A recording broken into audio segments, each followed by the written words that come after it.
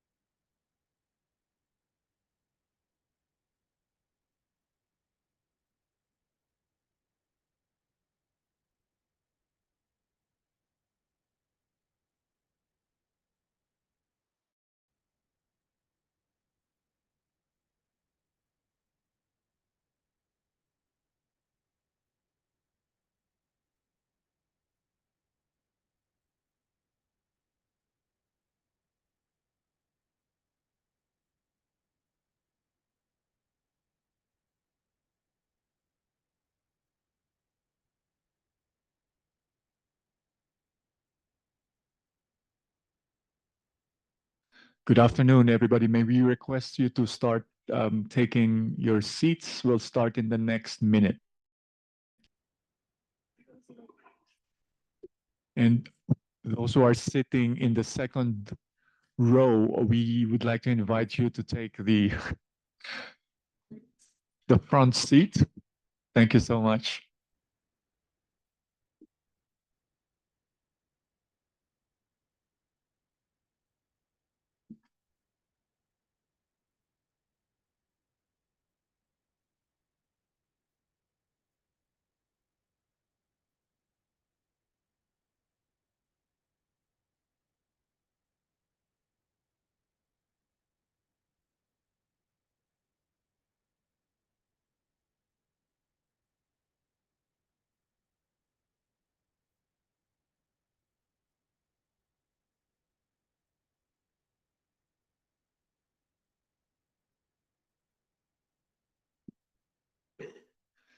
Just also to let you know, interpretation in English, French, and Spanish for this session. And you will have these interpretation thing like this. And you have the button at the on the left-hand side corner of the chair on the table. And number one is the language on the floor. Number two is the language is in English. Number three is in French. And then the last number four is Spanish. So just be ready because a few of our participants may be speaking in a language other than English. So again, channel 1 for the floor, channel 2 in English, channel 3 in French, and channel 4 in Spanish.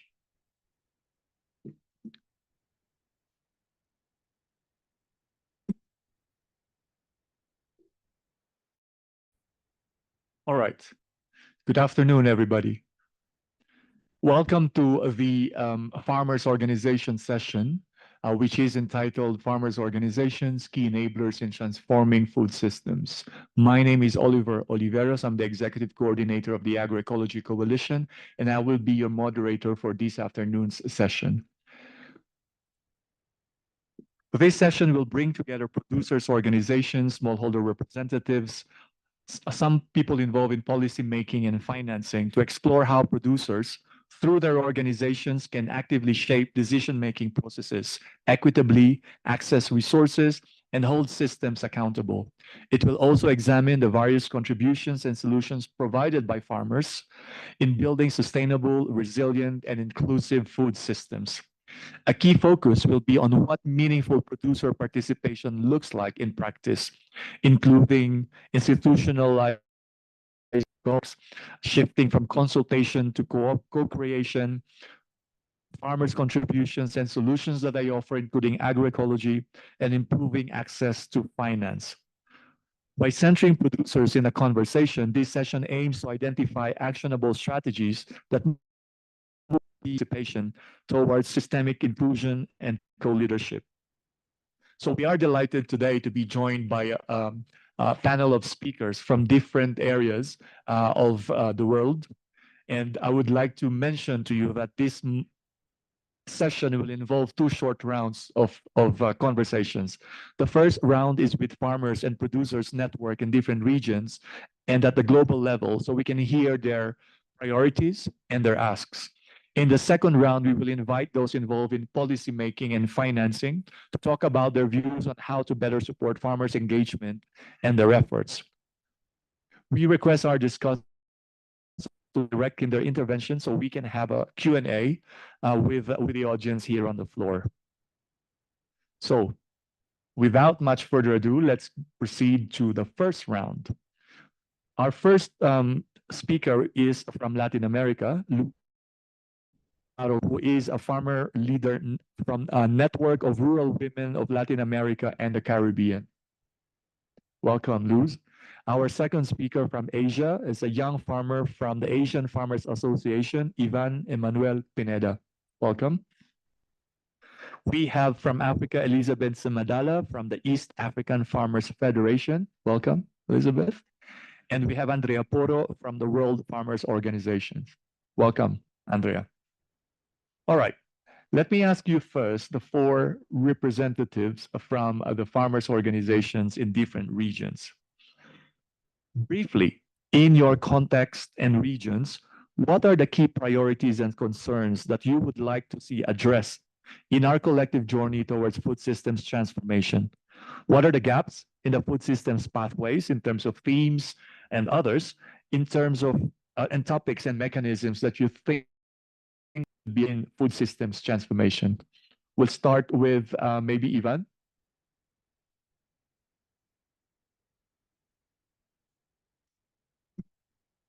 Good afternoon. I am Ivan Emmanuel Pineda, a young farmer from the Philippines engaged in diversified aquaculture-based farming. I am a member of the Santa Catalina Multipurpose Cooperative,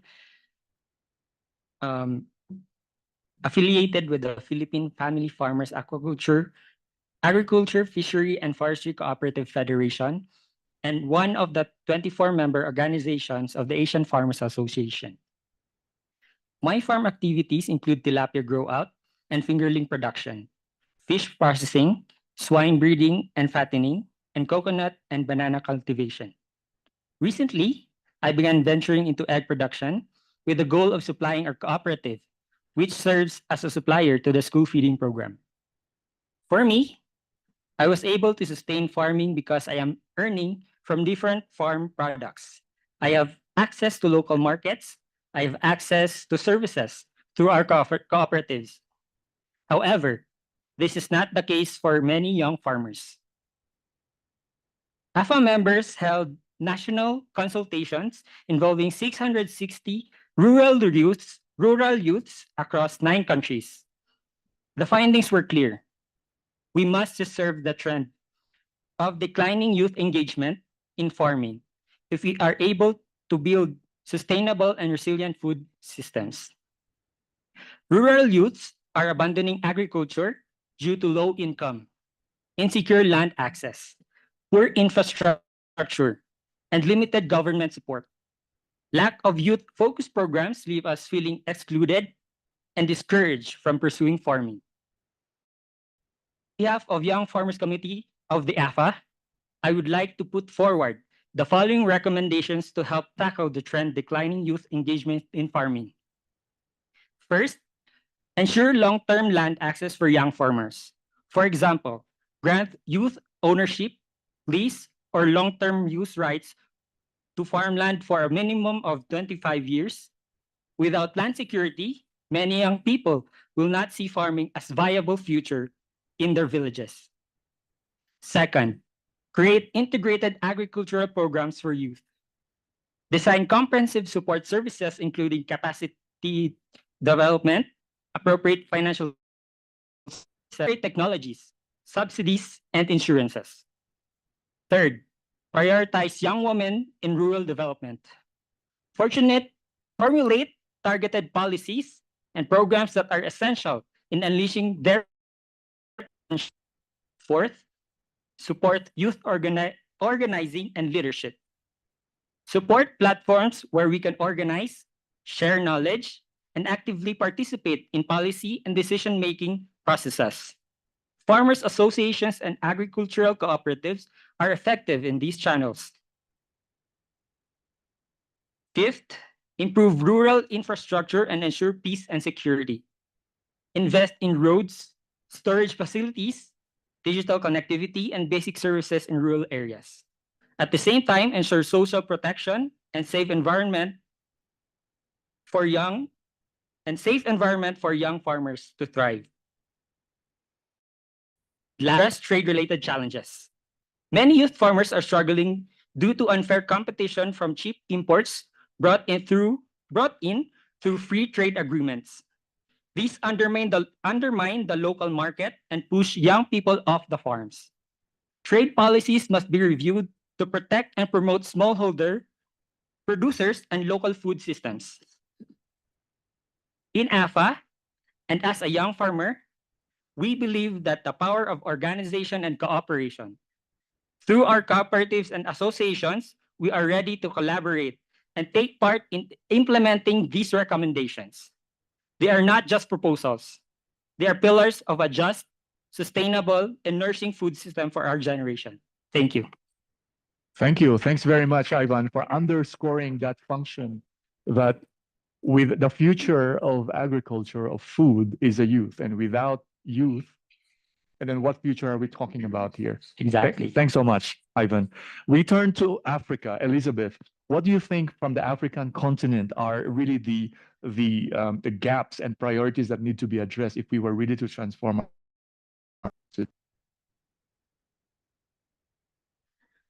Yeah, thank you very much, moderator. My name is Elizabeth Nsimadala.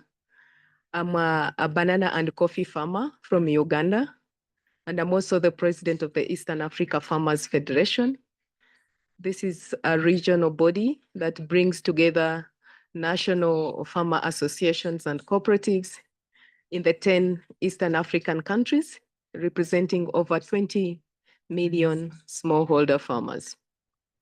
Back to your question, in terms of priorities, I think it's a bit difficult to prioritize priorities in this era when everything is a priority.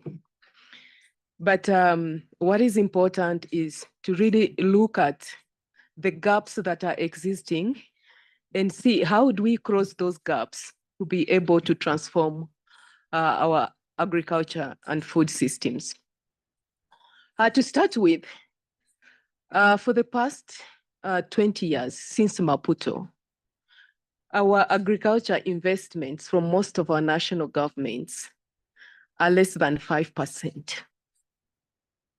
And then when you look at the reports by the Africa Development Bank in terms of the investments, the lending portfolio to the agriculture sector, again, it's less than 5%. But when you look at the lending rates to the agriculture sector, it's a two-digit, more than 20%. It's actually, in most cases, 24% and above. So I really don't know which magic that we are going to bring on board next 10 years of CAADP, now that actually we are broadening our scope to embracing the food systems transformation. And by food systems transformation, it means we are bringing now everybody on board. The last years of CAADP was mainly on the agriculture sector, but this time we are bringing the health sector, we are bringing the transport sector, we are bringing everybody. Meaning that in terms of even the allocation, we need more than 10% investments, but we are not talking about that. And so, and again, when you look at the situation on the African continent, of course, most of the countries are struggling with debt distress. And also globally, when you look at what is happening, you know, it affects the food systems transformation. So we really need urgency. We need to up our game. We need to see mutual partnerships being built. We need to bring everyone on the table and break the silos and see how we can pull together the little resources that we have and be able to invest it meaningfully to be able to create a greater impact.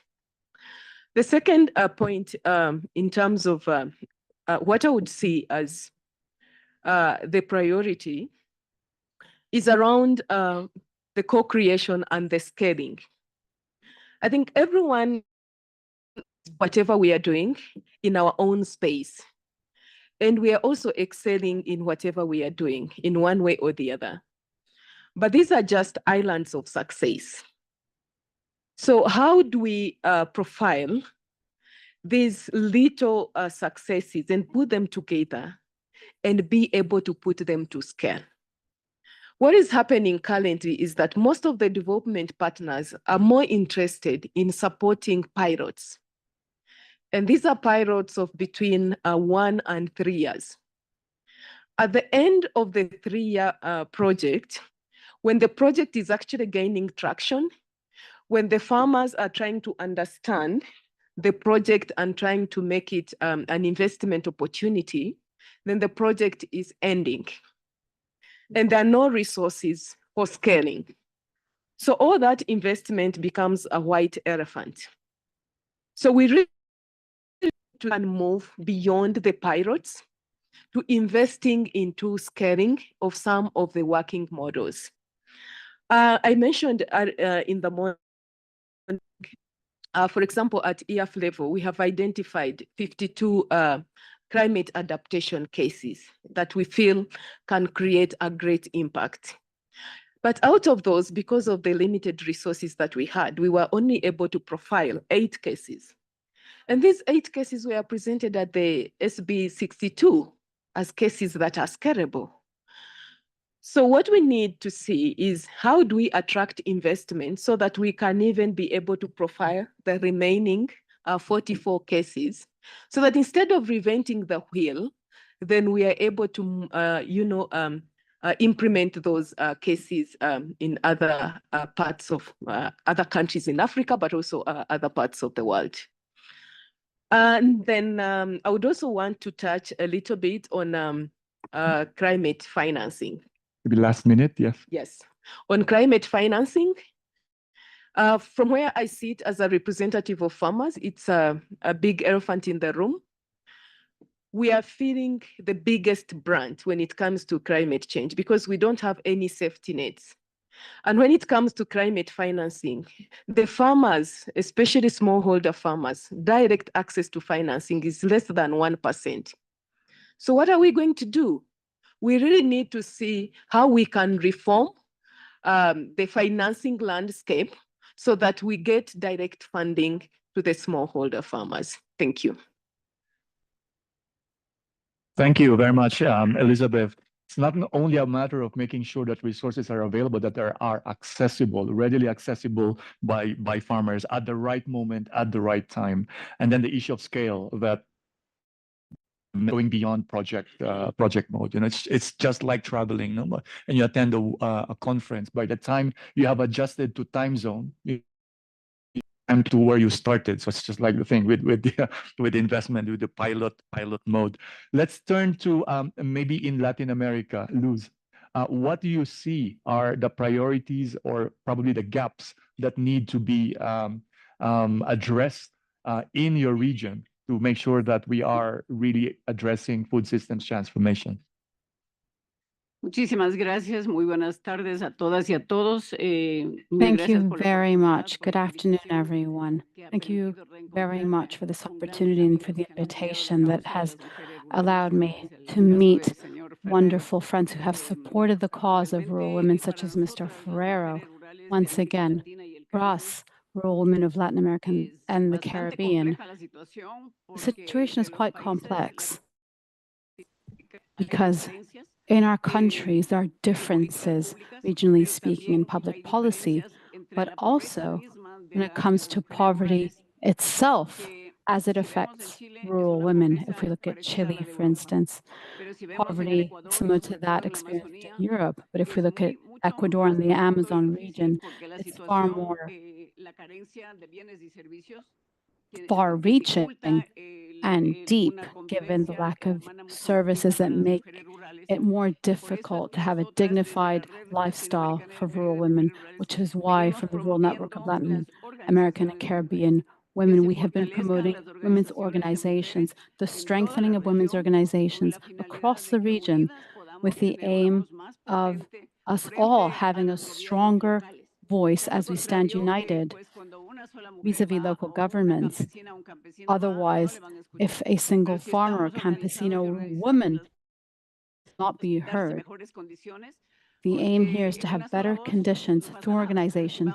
A single voice cannot achieve much. However, if there are 10, 20, 30 or more of us, however many, it will always be far more viable for us to be heard.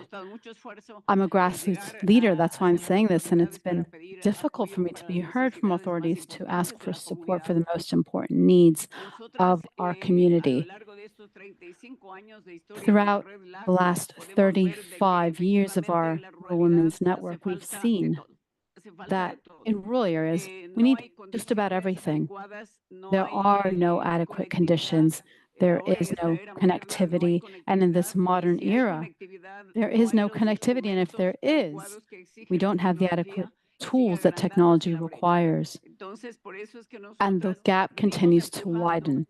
That is why we are put the decade of rural women at the UN level to be proclaimed. Between 2012 and 2023, what we have achieved is for Latin American states who recognize the decade and the rights of all women, young women, and girls. 2024, 2034, that's the decade. And this is a golden tool for us because if the SDGs aren't being fulfilled, and some 22% has been fulfilled to date, then this can be a tool to help accelerate the SDGs 1, 2, 5, and so on. However, we need to add to this the fact that in October 2023, the voluntary guidelines for the empowerment of girls and were approved. Why were women and girls? Because if girls and young girls are heard now and they have opportunities, then they can continue to do what our mothers and grandmothers have done. They can be the guardians of life, of nature, of water, seeds, healthy production, and food sovereignty. It's one thing to eat what I'm given, and it's another to eat what we produce in a healthy way, uncontaminated, GMO-free food. That is what we are trying to achieve. And in Ecuador, there are good practices through women's organizations, in Costa Rica too, in Colombia as well, in other sectors, in Peru. Throughout our network, there are women in Paraguay who are also working, in Uruguay, in Dominica. Women are fighting to ensure that more dignified life. Can we co-create? We need to bring our strength to the region. We need to build bridges with Asia, and as we've done already with Europe in some sectors, and also we need to broaden this and extend it to Africa. This is my first time in Africa. This is my first time here in this hall, my first opportunity to speak to you all so that you can hear this message. Rural women, rural campesinas just need opportunities to produce. If we have land tenure, we can have access to credit. In Latin America, in Ecuador, as a pioneer country, only 20% of women own land in Panama and Costa Rica and El Salvador. That figure doesn't even reach 30%. and we can go on. And this is a constraint when it comes to accessing credit and banks. And state banks should really think of public policies and credit policies with soft lending instruments, long-term, low-interest loans that don't limit smallholder farmers. Unfortunately, what we've seen is that productive spaces have been taken away from humble people to line the pockets of others, while smallholders, women and men alike, have had to lose their land. And we feel that is unfair. I think the world needs to eat healthy food. We think the world needs water. Water doesn't come out of government buildings. It comes out of... That is why governments need to look to the field with love, with public policies, right? For dignified life for women, investment in human talent, so we don't continue to have illiterate women. That could have been the case for me. I only went to primary school for 4 years when I was a child, and I had to finish primary school after the age of 20 and start again after I turned 30 to find out what was being taught. And that was my decision to take advantage and understand what was being taught in universities. That's why I'm here now. And I hope that I can convey a message here. Don't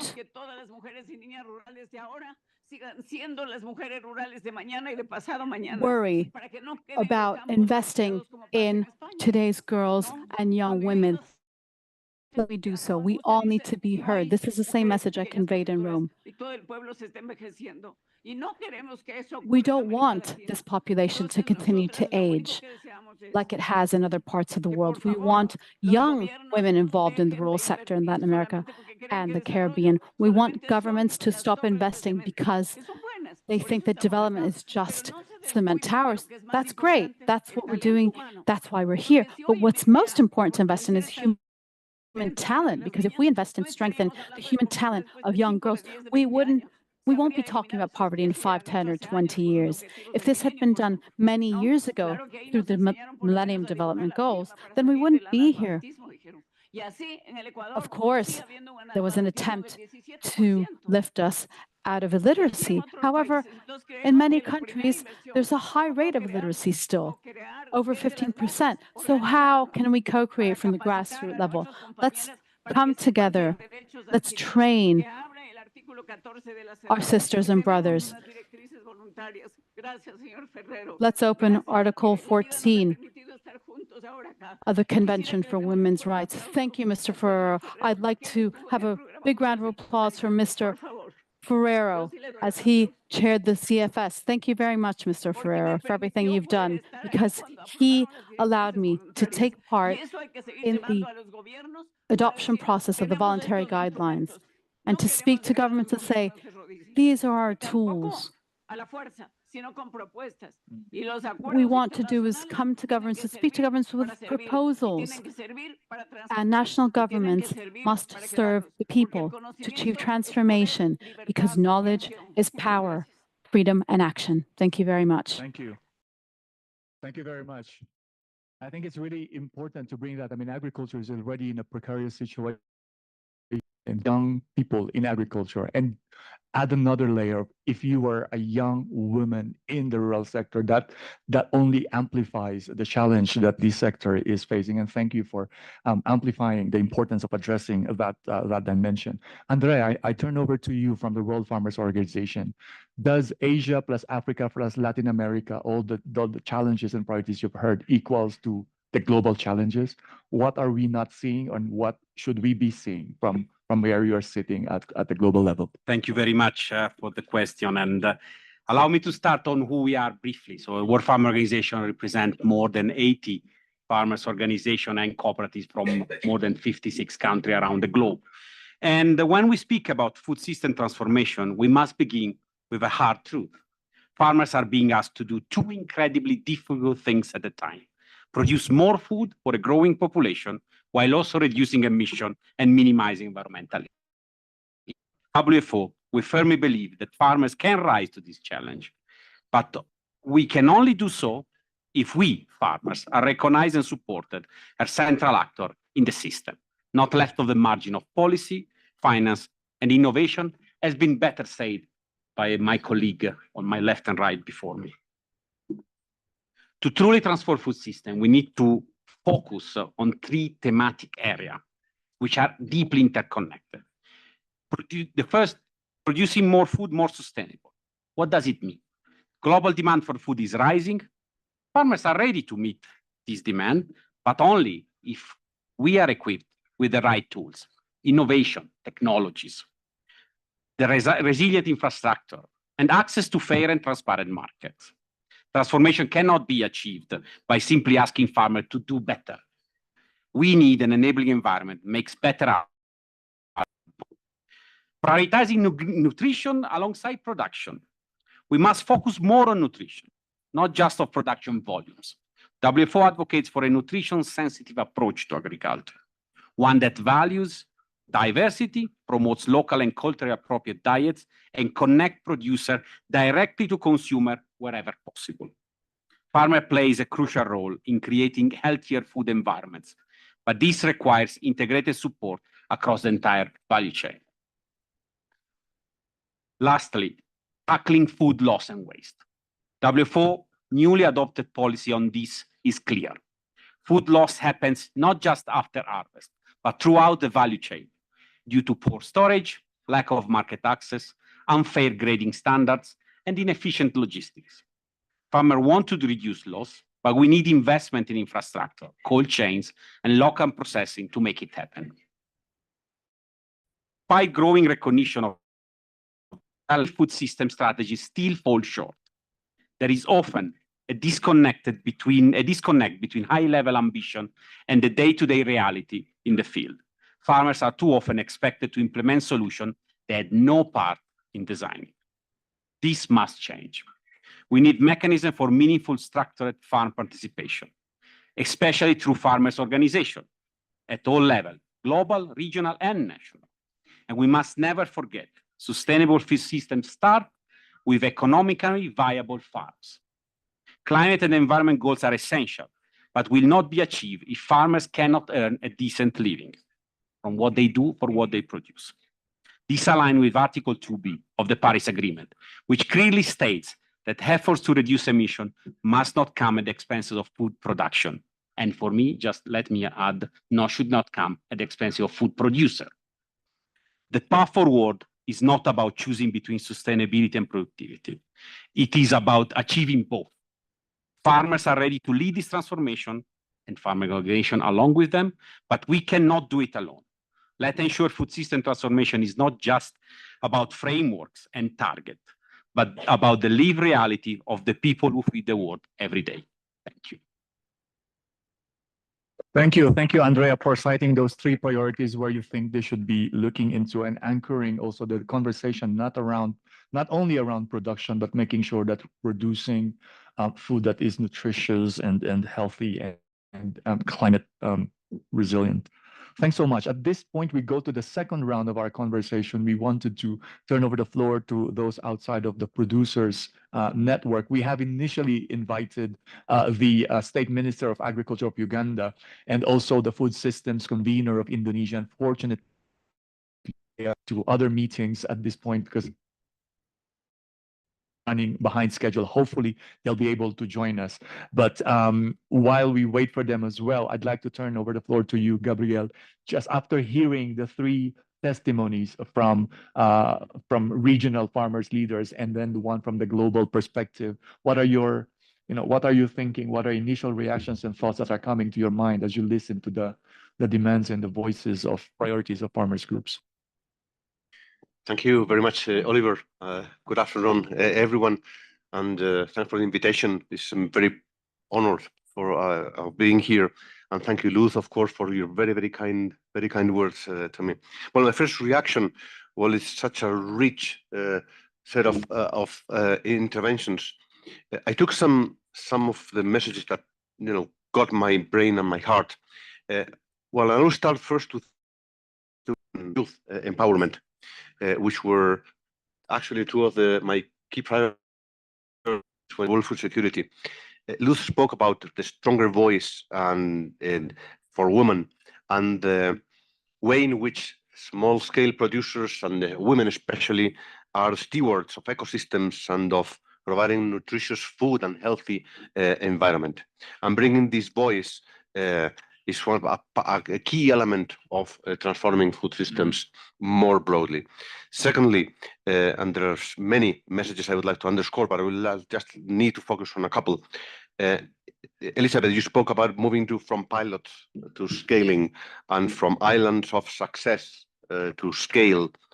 And you concluded talking about reforming the financing landscape. I can't agree more on the need of what you said. Maybe afterwards or during the debate, I can address maybe some of these issues. Thank you. No, thanks very much, Gabriel, for your quick reflections on this one. I'd like to turn the floor also to again to our farmer leaders. One of the topics that we would like to cover here is to make sure that farmers' engagement is not just a very ad hoc process. We've heard in several sessions that there has to have meaningful engagement, and for that meaningful engagement, it should not be ad hoc. What would it take to move from an ad hoc participation to something that is more permanent or institutionalized, if we were to really, because food systems transformation is a business on a long haul, and those conversations and those participations should not stop in one consultation and then that's it. How can we sustain engagement and meaningful engagement of farmers' organizations in such hard and difficult conversations? I'd like to throw this question to you, Ivan, and maybe to you also from the global level, Andrea. Maybe we start with you, Ivan. Thank you, Sir Oliver. We also have a farmer representative from Cambodia. So I would like to pass the mic to Mrs. Kalyan Sek, who, from the Regional Women Farmer Committee, and she will be talking. She will be speaking in Khmer, but it will be translated into English after that. Hello. អ្នកខ្ញុំឈ្មោះសិកល្យានតំណាងស្ត្រីណតំបន់បោះអាហ្វាជាគណៈកម្មការសហគមន៍ដែលដឹកនាំដោយស្ត្រីហើយក៏ជាស្ត្រីមេម៉ាយដែលទទួលបន្ទុកចិញ្ចឹមកូន3នាក់ហើយរស់នៅក្នុងខេត្តសៀមរាបជាបច្ចុប្បន្នគ្រប់គ្រងដីប្រកបរបរកសិកម្ម2ហិកតាកន្លះហើយស្រូវធ្វើស្រូវដាំបន្លែហើយនឹងចិញ្ចឹមវ៉ាន់ទាអង្គការកសិករថ្នាក់ជាតិដូចជាបណ្ដាញកសិករនិងធម្មជាតិត្រូវបាន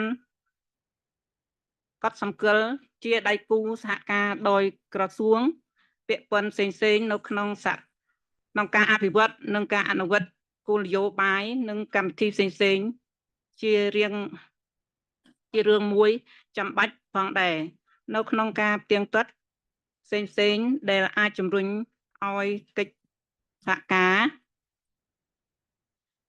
ប្រហែលជា 40% នៃកសិករស្ត្រីដែលដំណំក្នុងសហពួកយើង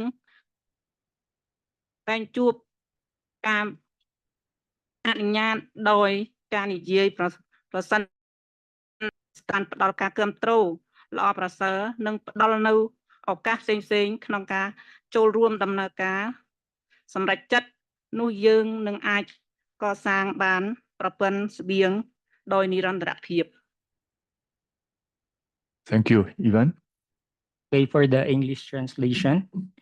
I am Kalyan Sek, the chairperson of AFA Regional Women Farmers Committee, a member of a woman-led agricultural cooperative and a single mother of 3 living in Siem Reap province. I am managing my 2.5 hectare farm with rice, vegetable, chicken, and ducks. Within our cooperative, we have organized ourselves to be able to consolidate and collectively sell our produce.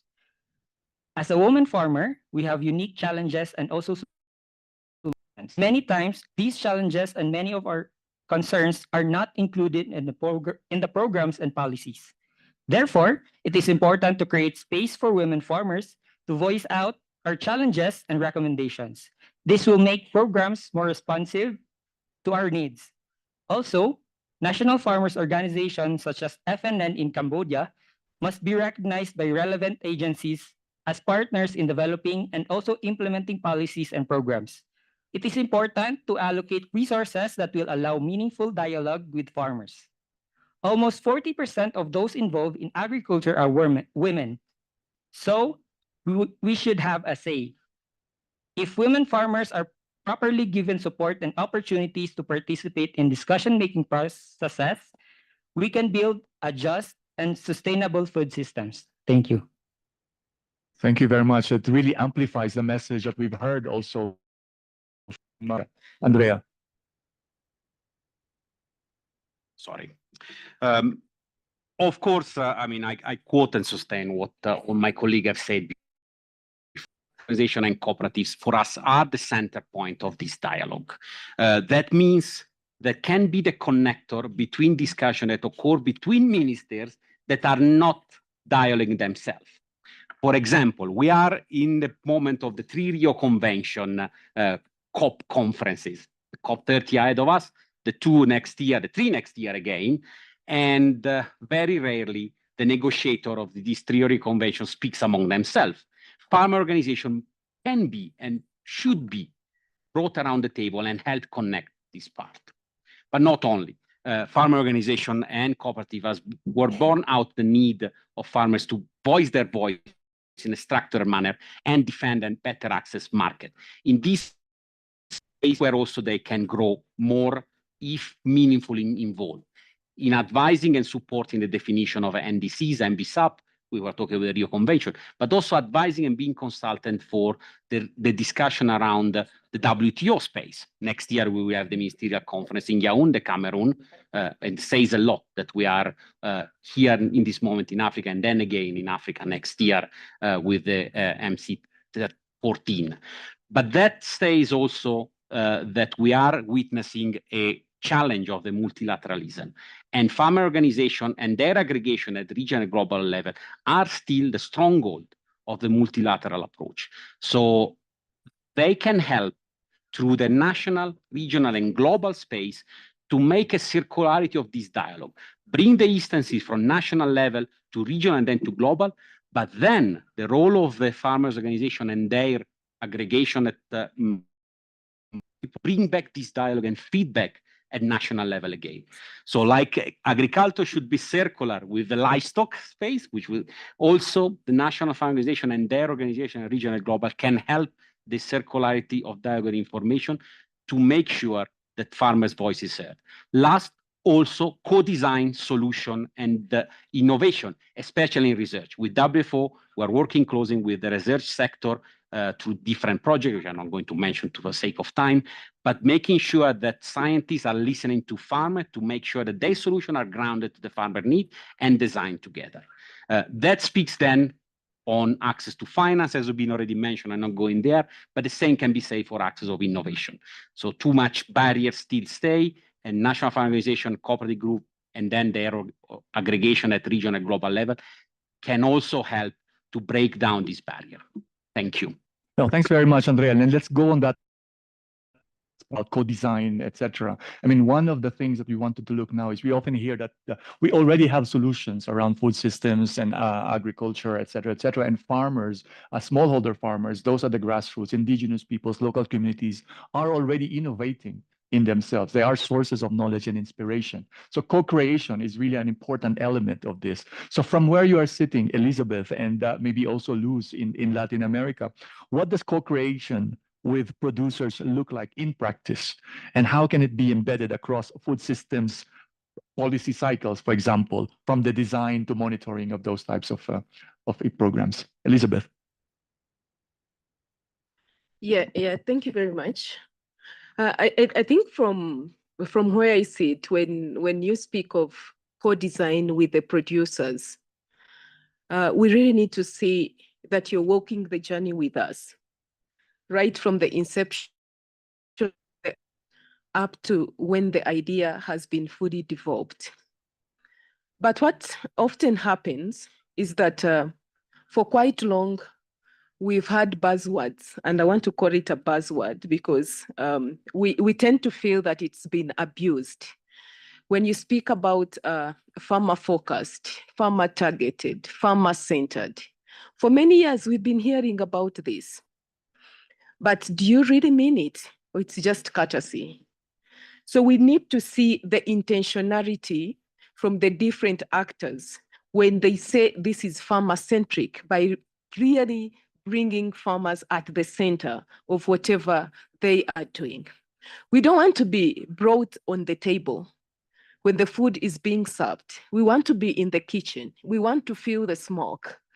We want to be involved in putting everything together so that when it is time to enjoy the meal.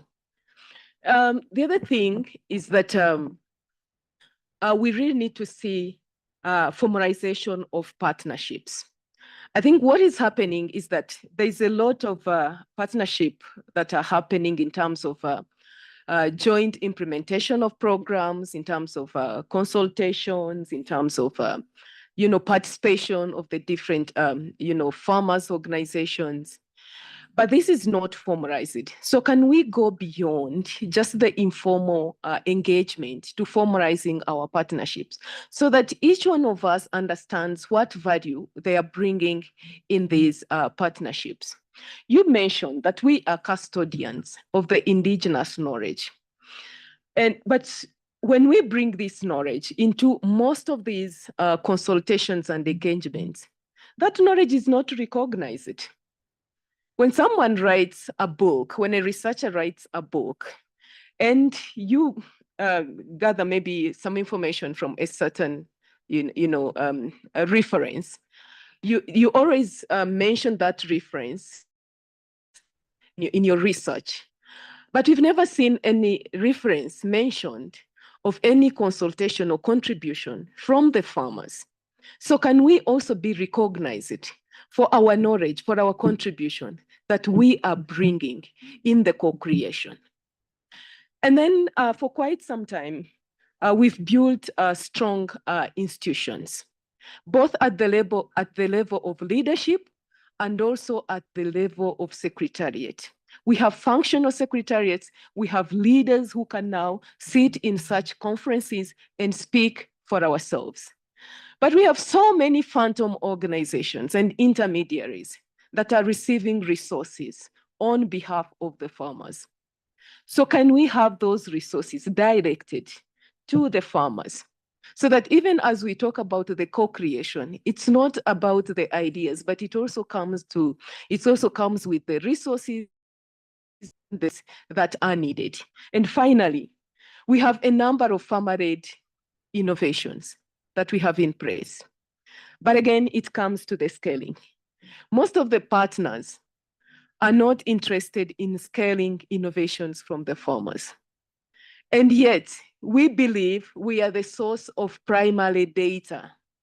Any data in the agriculture and food systems transformation should be a layer that is building on the primary data from the farmers. So we really need to be seen as contributing to the primary source of data, and whatever data that you are bringing on board should be building on exist within the farmer organizations. Thank you. Thank you. Thanks very much, Luz. Elizabeth. Luz, over to you. Your experience, you were telling me earlier during the break about this experience on biodiversity maybe you could talk to us a little bit more about this co-creation thing that you are doing in your country.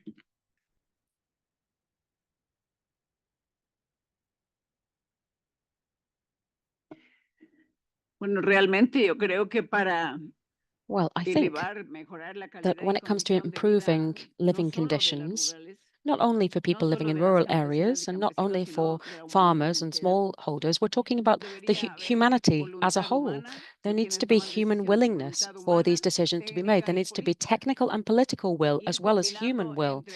By combining the public and the private, the public sector indeed needs to be able to put at the heart of all of its planning, dialogue and analysis, etc., the farmers themselves.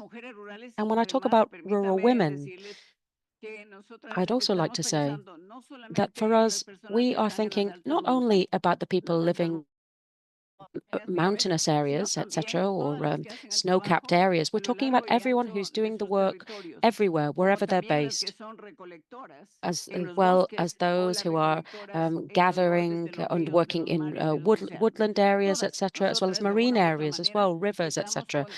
All of us, we are all making that contribution to the food system, and that needs to be there. And we need to be strengthening human talent, as I said before, because if we have stronger human talent, we can do more, we can read more, understand more, we can broaden the ways of thinking about how we improve the quality of lives, not only for us, but how we can provide communities as well. What we can do for agritourism, for example, as well, to ensure that people from urban areas come and share their lives with people living in rural areas, and that we can also generate opportunities as well for young people, because the youth don't want to, they don't want to go back to rural areas, etc. So there needs to be a strategy change by states, by governments as well. But for us as well, in civil society, we're always trying to launch this appeal for improvements to be made. Because if people have better knowledge, then they're going to be able to negotiate better as well when it comes to their products. We are often victims of intermediaries, and those intermediaries are really strangling us, those who produce and those who consume as well. Because if you look at the food chain, when it comes from the field and it goes to the intermediary, it will have gone through 2 or 3 sets of hands before it gets to point of sale. And this is where local governments as well need to generate space where the people who are producing have direct access to markets in a dignified way, so that they are not persecuted for trying to sell their products, as we see in Latin America. But also something else that we have to do is think about how we build bridges as well, how we can scale this up to even international scale as well, so that we can show what we're doing, what we're producing, so that we can show the added value of what we make.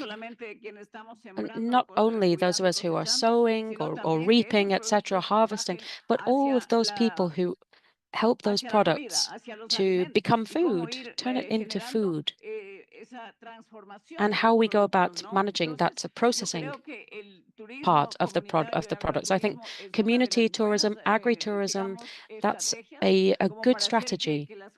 It's a good way of ensuring that young people don't have to flee, but that they come back and they invest that, because now people are going to study, and there are fewer people studying who come back to rural areas, and those who do go and study don't want to come back. Some people even go outside of the country. They don't want to come back to their own country, and that's very sad. And because of a lack of opportunities, people not only to cities, but they're leaving our countries. That's why I think that we need to have these strategic alliances, both public and private, and we need to tell our governments as well that for the women in this network that we form in Latin America and the Caribbean, we see strategies as well, and we're here to tell them. We're here to tell them that and investments are being made. The second study looking at the situation for women in 17 countries in Latin America, and that's being looked at now, because we're also looking at training schools for female leaders as well, investing in training as well to try to raise the quality of life of our sisters. But now there are investments being made, and consultants are being brought in as well to try to set up a school for leaders from Mexico to Chile. So we do have, but the problem is we cannot get to the Caribbean, because I personally don't speak English, and so that's an obstacle there. And sometimes courses are organized, but they're very expensive, and it's very difficult to learn English. So these are limiting factors. But we believe that the youth, even if they don't go to university, that they have knowledge that they can deploy in their own community, and so that they can go on living there rather than being forced to migrate. Thank you. Thank you. Thanks very much. These are important things that we need to address when we look at the future. I turn over to Gabriel, who's on my right side. I mean, all these things that we are hearing, I mean, resources, issue? And why do current funding systems seem to not sufficiently reach small-scale, smallholder producers? And how can we redesign them to be more, inclusive and more responsive to all the challenges that we've been hearing now? Thank you, Oliver. And I may refer afterwards to the issue of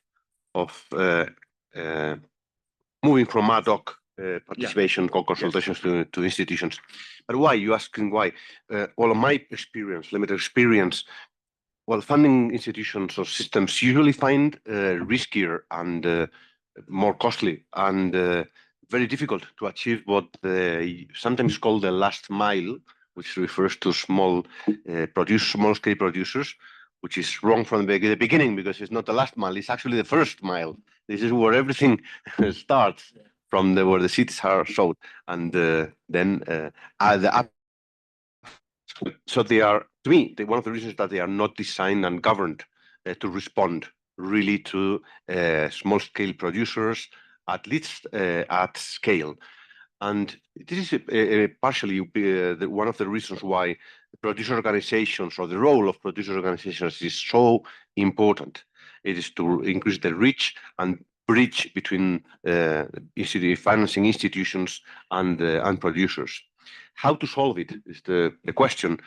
Well, to me, there is one solution that is essential, an essential solution, which is including farmer organizations and representation at an equal footing, and this is very important, in the governance of financing policy institutions and programs. And this applies to all levels, at the local level, or community, even local levels, to subnational, to national, to regional, and to level. And well, the question is this feasible? Of course it is feasible. And I will use two examples at a very global level, which is possibly the most difficult space to bring farmer organizations and farmers, producers' voices at the policy or financing discussions. First is the World Federation of Sharing. I mean, that institution was reformed in 2009 specifically to include the voices of those that are the key agents of food security and that suffer most of food insecurity and poverty.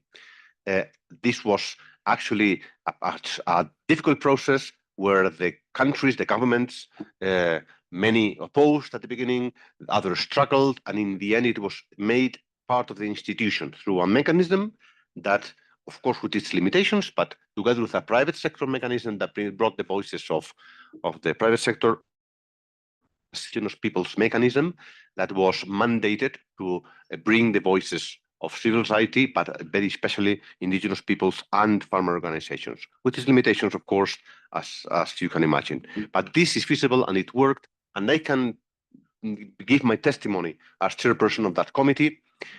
This made just deliberations, but the policy agreements and the outcomes completely different than they would have been in the absence of having farmer voices at equal footing at the same room. When I say equal footing, is that except for the voting rights, and it's very rare that something is voted in an international governmental committee, they can negotiate as one other member state, which is unique in the United Nations. What comes from the Committee on Welfare Security, those agreements are far, I emphasize that, very different of what they have been in terms of ambition, but in terms especially of capturing what is really needed by farmer organizations and small-scale producers. The second case, or the second example of evidence, is actually a financing mechanism where I'm serving now, which is the Global Agriculture and Food Security Program. This was set up in 2010, more or less the same days, and it was thoroughly discussed that the steering committee of this fund, the board, we would say, included the farmer organizations' voices also at an equal footing. AFA, actually, Asian Farmer Organization, has represented for many years farmer organizations, ROPA from Africa as well. Mael, if I remember, was from Latin America in other days.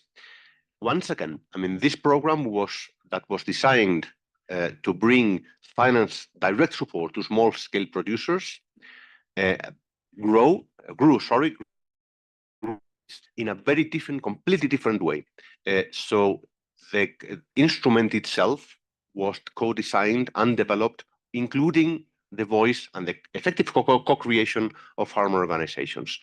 This actually led to, completely change the mechanism. Sorry, I'm elaborating a bit more on this, but originally it was designed to provide grants to governments, to public programs and policies, specifically aimed at reaching the poorest or the most excluded, and a bigger private sector window to finance bigger agribusiness. Across the years or over the years, the voices of farmers and farmer organizations at that steering committee moved the program to create, it was first a pilot, actually. It was called the Missing Middle Initiative, which was an experiment on how to work directly with farmer and producer organizations. It was tested, it was confirmed that it was making a huge difference, and now it has consolidated as a third financing track. Well, we have the government-led, the country government's public sector window, the private agribusiness, and the producer organizations-led, this is the name, financing track. And this provides multilateral support directly to farmer organizations, national level or regional level. And this is an example of piloting and scaling up. And actually, it was just announced in recent days that is the third round of call for proposals for financing with 30 million. It's not a small amount, but it's a smaller amount than before. But this is, to me, is the good way to go. The evidence demonstrates that when your voices are really co-creating, it's not just a consultation, it's really co-creating, then the outcome of the institution, not just institution, is different. And the financing instruments can be adapted and can be designed to really serve, even operationally, to the needs of really empowering small-scale producers and very especially women. I'll leave it here. Thank you. Thanks very much, Gabriel. It's no design. It's really by design. Sorry that we have you in. But make sure that we are looking at examples that it is possible to institutionalize mechanisms for meaningful participation in the governance, and that if you do it right, financing can follow. And the example that you've mentioned is just a testimony to that. And there are a number of those financing mechanisms as well. We will open the floor for the next 10. We will have 10 minutes for Q&A, and we'll open the floor now for initial interventions. We'll call on 2 or 3, and then we'll give the floor to our speakers to respond to comments that you may have. I recognize Philippe, Francisco, and somebody from this side. Okay, we'll start with Philippe and then Francisco. Thank you, Oliver. Thank you very much to our esteemed session leaders today. And I very much want to build on the theme that Madame Luz was talking about, which is scaling up solutions on an international scale, building strategic alliances. I should say that my organization, my name is Philip Limbury, my organization, Compassion in World Farming International, is an organization founded by a farmer. I live on a farm. My neighbors are the cattle and sheep of my nearest neighbor. And we very much see strategic alliances as key to creating enabling environments for sustainable food systems transitions.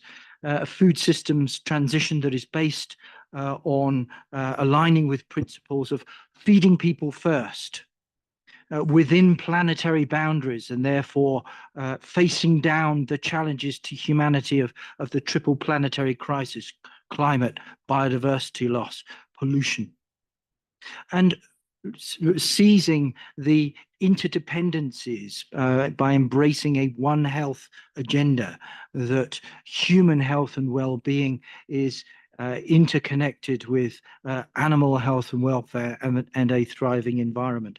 In terms of taking that enabling environment forward, we very much stand behind the need for policy coherence, that support and guide farmers and assist them in that transition. That there should be clear support through know-how, and that farmers should be fully supported in the transition.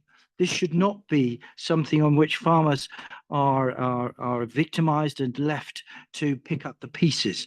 Farmers are on the front line. They're the first hit by the climate and environmental impacts. And at the same time, if given that enabling environment, if given that financial know-how and policy coherence support, can create the solutions that can give us that food system that is based on feeding people first within planetary boundaries on a One Health agenda.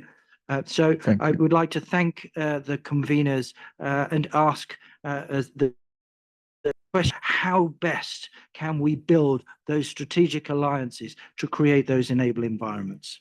Thank you. How best to build strategic alliances. Francisco. Thank you.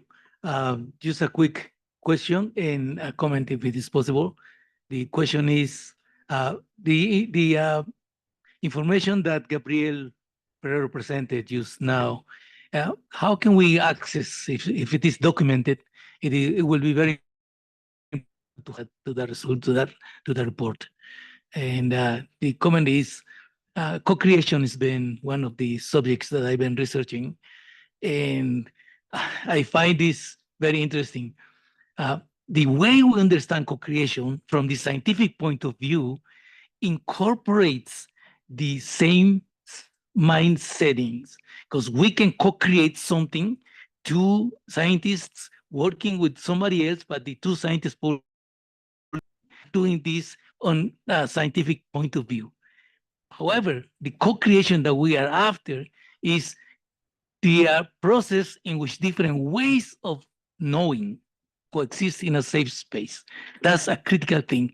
And for that, there is a principle that I'm going to present tomorrow in this Indigenous Peoples Food Systems Coalition, is that we scientists have to learn how to unlearn, to innovate. Thank you.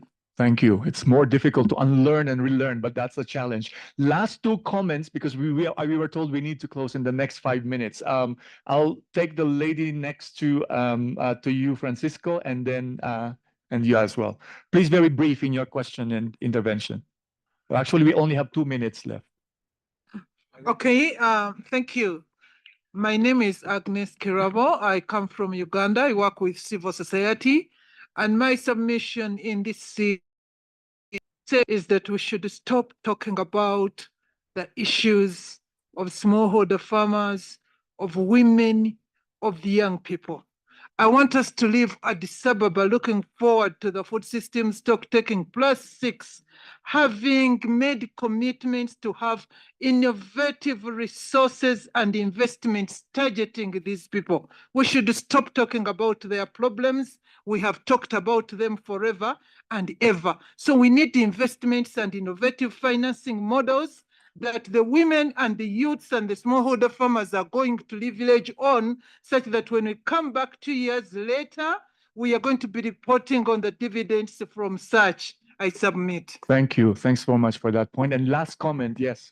Thank you. My name is Arturo Condo. I'm the president of Earth University based in Costa Rica. I'm Ecuadorian, by the way. And just following up on what Francisco said, I do think universities should get involved. Everyone can go to the university. In Latin America, it's less than 20%, Africa less than 10% or around that. But they should be paying more attention to what's needed and not just publishing papers, to be fully honest. And so I just want to put on the table that it's not that some don't go. We should be more integrated at universities with vocational training, with high schools. It shouldn't be a whole different world in, the proverbial ivory towers. I just wanted to put that on the table. Thank you. In the interest of time, we were just told we were running it out soon. I invite everybody to make sure that as you go out, reach out to any of the speakers we have here and have coffee with them. And I'll just want to turn the floor to Irish Bagilat for a 1-minute summary or last words coming from the Asian Farmers Association is co-convening this conversation. Yes, thank you, Oliver. I will not summarize. I think we've heard enough. I just want to leave you with few statements, and I hope that this actually help, as mentioned, build bridges and really create mechanisms for meaningful participation of farmers. So we've heard family farmers are not just food producers, but are also knowledge producers and are solutions providers. And our organizations are our platforms for collective actions to improve our families' well-being, enhance our overall capacity, contribute to local economy and sustainable rural development, and participate in decision-making processes and contribute to transforming food systems. And I wanted to end with two positive words I heard today, which are it's possible and farmers' organization are actually mechanisms to reach millions of farmers around the world. Thank you. With that, thanks very much, and have a good afternoon to all of you. Thank you.